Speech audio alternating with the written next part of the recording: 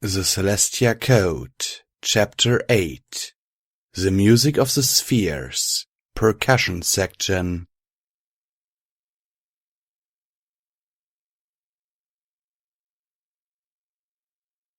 I closed my eyes and opened my magical sight, directing it upward. The glowing traceries on the great crystalline spheres beyond the sky resolved themselves into intricate paths and epicycles that defined and controlled the movements of all the celestial bodies. The great twin wheel of the sun and moon turned ever so slowly as I watched. I could easily have lost myself in the overwhelming beauty of it all, as I had several times since my ascension. But I had a job to do and a very definite time limit in which to do so. I was sure that Celestia and Luna would understand my meddling in their realm when I explained it to them later, but I needed to go undetected for the next couple of hours. Which meant I had to get it all over with before sunset, when they would turn their attention to the heavens. If either of the sisters noticed, they would undoubtedly fix my adjustments. I sought out the long, faint curves of the smallest elliptical orbits, sorting and discarding them as I weighed each line for the exact parameters I desired. At last I found what I needed, a little bigger and a little farther away than was ideal, but I was resigned to pushing myself. I took hold of the skeins of the tracery and twisted, deforming the orbit of the little chunk of rock until it intersected the planet. I poured magical energy into it until it sped up and the orbit flexed away from where I wanted it. Then I readjusted the orbit and added more velocity. It was a tedious, recursive, and tiring process, getting the rock to arrive at the time and place I wanted, but I eventually did it.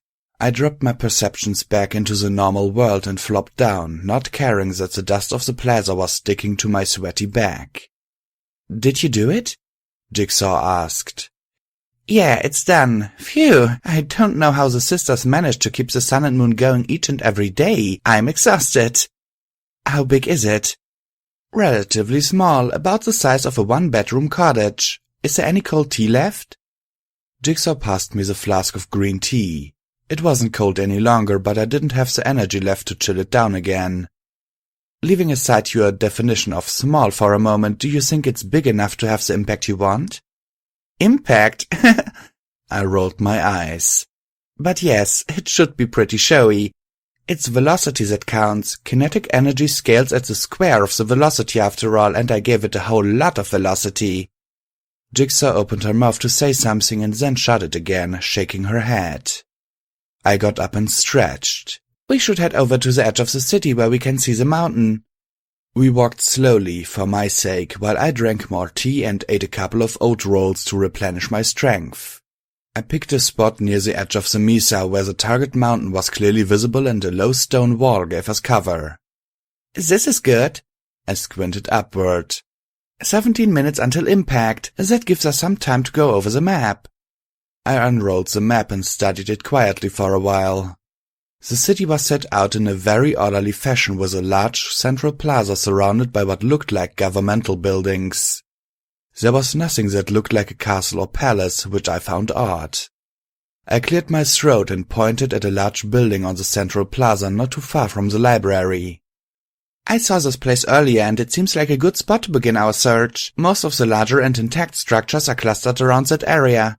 It isn't likely that the cornucopia would be out in a peripheral residential area, don't you think?" I looked up when Jigsaw didn't answer and saw her gazing at the mountain on the horizon, shuffling her hoofs nervously. "Hey," I asked quietly. "Are you okay?" She sighed and turned her head to face me. "Yeah, I'm okay. It's just that today has been, and continues to be, a bit scary, for a lot of reasons. I think I may be out of my league here." I rolled up the map and put it away. I moved into the shelter of the wall and lay down, gesturing for Jigsaw to join me. "Jigsaw, you're my friend, a very good friend, and I will not let anything happen to you, I promise." She lowered herself next to me and nodded. "Yes, I believe you. After this morning's demonstration and that—" She tossed her head, indicating the mountain. "I'm pretty sure that the heavens themselves couldn't save any pony who made you mad, and that's part of why I—" She trailed off. I waited for her to go on, and several times it looked as if she would, but then she would sigh and look away, silently. Do you want to go home? I asked her. I can teleport us in stages and have you back in Canterlot in... No, it's not that. I waited again, but she remained silent. After a while I said, Jigsaw, and waited for her to look at me. When she did, I said, Trust me, you can tell me what's wrong and I won't laugh at you or dismiss you. I care about you very much and I hate seeing you upset. Her lips quivered and her eyes glistened, but she didn't say anything. Please? I urged.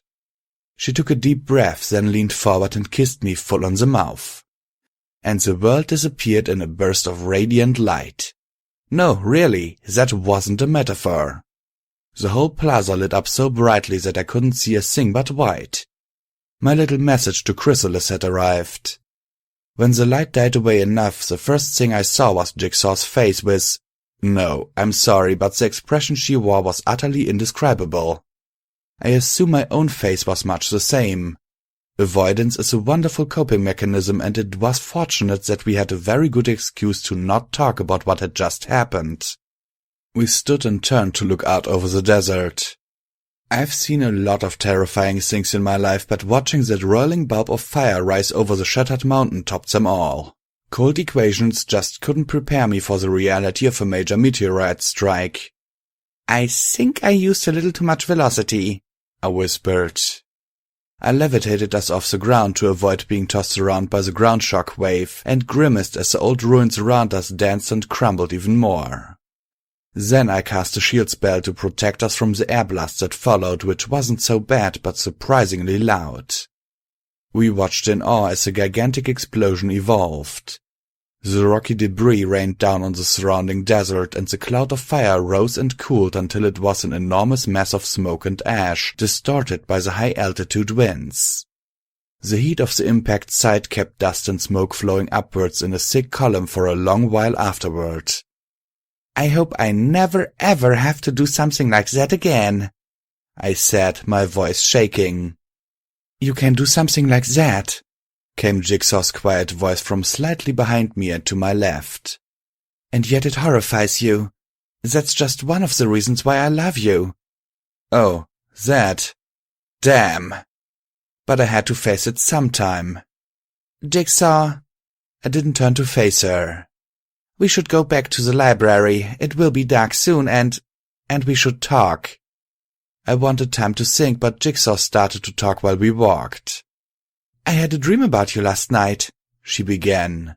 Non-committal, that was best. I thought I'd be having nightmares about that changeling, but instead you were with me, though I think Princess Luna was there for part of it too. Meddling moonbutt, I grumbled under my breath. But mostly the dream was about you, Jigsaw continued, not having heard me. She sighed. It was a wonderful dream. I didn't reply. What could I possibly say to that? After a few seconds, Jigsaw stopped walking and I turned my head to face her. She had her head down in a submissive pose, but was looking up at me. The setting sun had turned the explosion cloud into a smear of blood on the sky behind her. Twilight? She was blushing. I could see it even in the dim light. Yes? I'd very much like to kiss you again. Stare down a changeling swarm?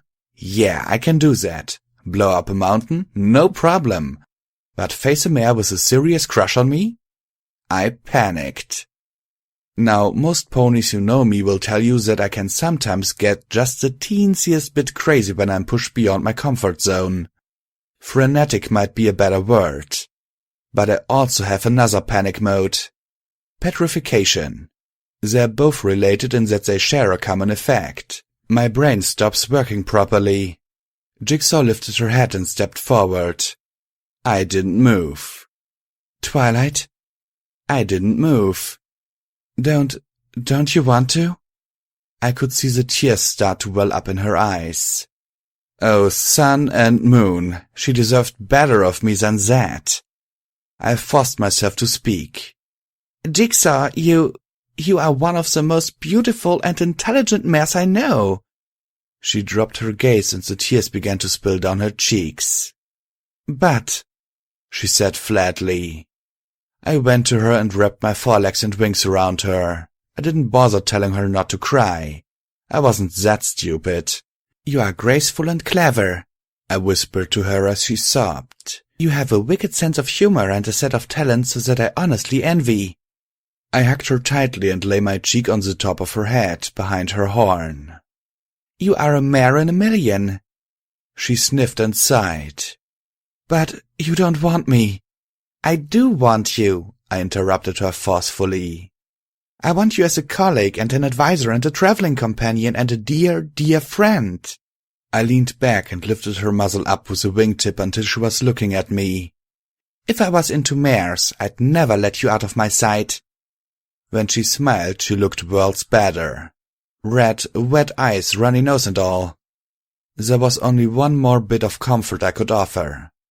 "Come on, let's get back to the library and I'll make us some tea."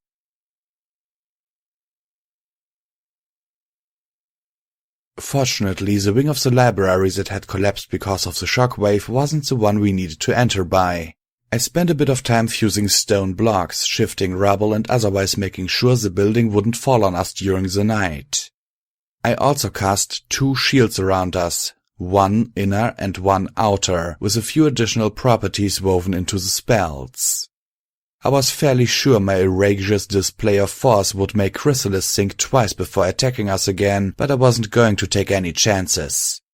Jigsaw helped me a bit, both of us pretending to be more relaxed and happy than we actually were, and we settled in for the night with our bedrolls nearby but facing each other. I briefly wondered if there was some sort of accepted geometry of such things to reflect the exact nuances of the relationship of any 2 ponies. But then, I am like that.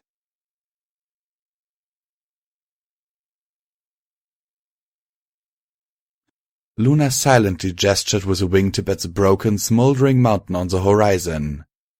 "I had a bad day," I explained. "My sister and I are a bit concerned, Twilight.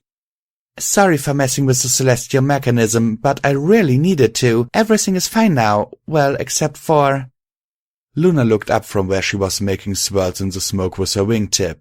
The mountain had evidently shrunk to the size of a pony. Or Luna had grown. It was really hard to tell in a dream. "Yes?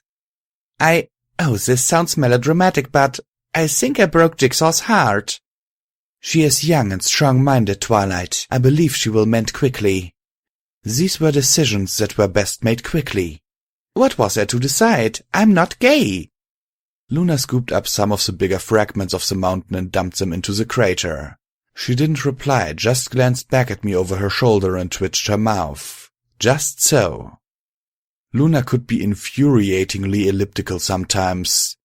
I took the mountain away from her and put it back on the horizon where it belonged. Her fiddling with it was distracting. You could just straight out tell me what you mean. The language of dreams does not lend itself to directness.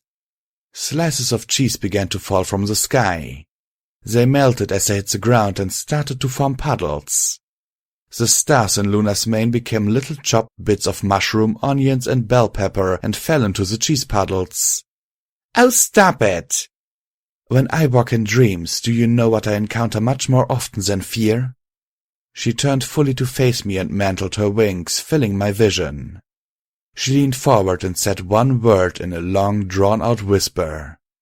Desire. I woke up with a craving for pizza.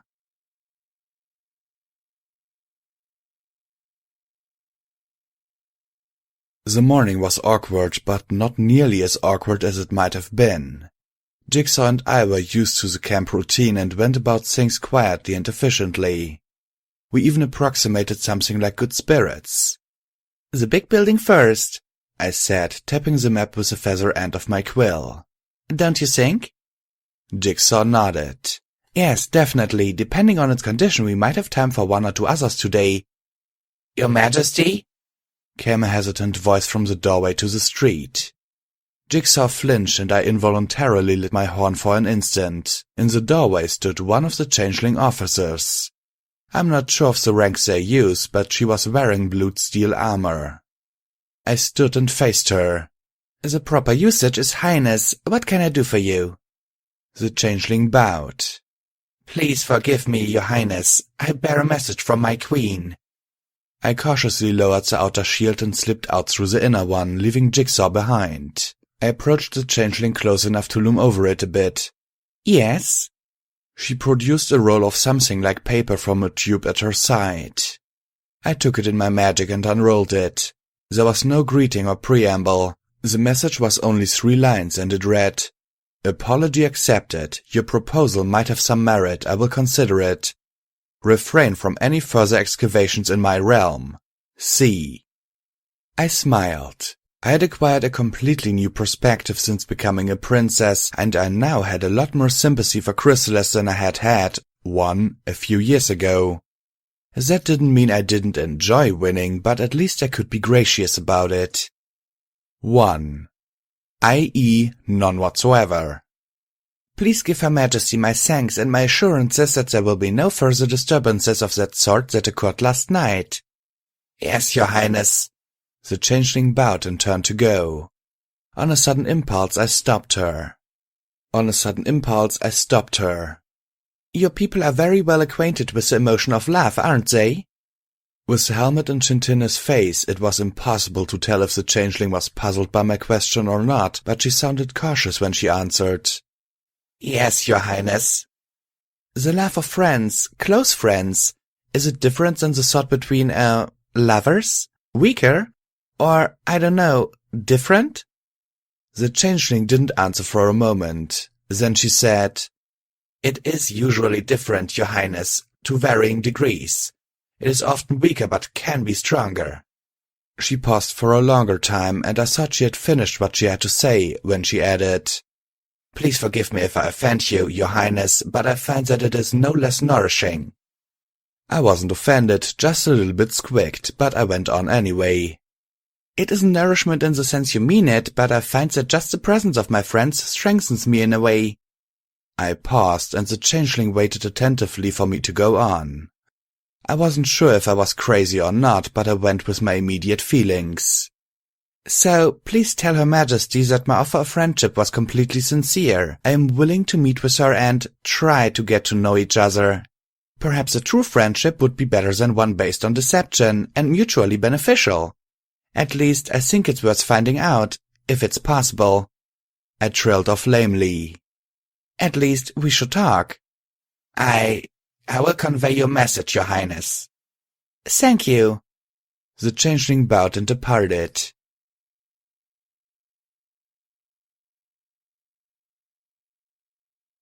Jigsaw was showing me how to use an enhancement spell to bring out the faint letters carved into the door of the large building we had chosen for our first search, when I heard a changeling approaching. It was the same officer I had spoken to earlier. She landed and bowed. Your Highness, I have another message from Her Majesty. I expected her to bow perfunctory as it had been when we first met, but she remained kneeling. Please rise. She did so. Her Majesty wishes me to thank Your Highness for Your Highness's words this morning and give Your Highness Her Majesty's assurances that Her Majesty is intrigued by Your Highness's proposal and will formally contact Your Highness to arrange a meeting. It took me a second to pass all the Majesties and Highnesses. I grinned. Tell Chrysalis that Twilight Sparkle is delighted. Yes, Your Highness. She pulled another roll of not quite paper out of the carrying tube and held it out to me. Her Majesty also wishes me to deliver this to Your Highness. Unlike the one in the morning, this scroll was sealed with a hard glob of greenish substance. I broke the seal and unrolled it. The scroll read, Be cautious, the city has killed many and driven others mad. C.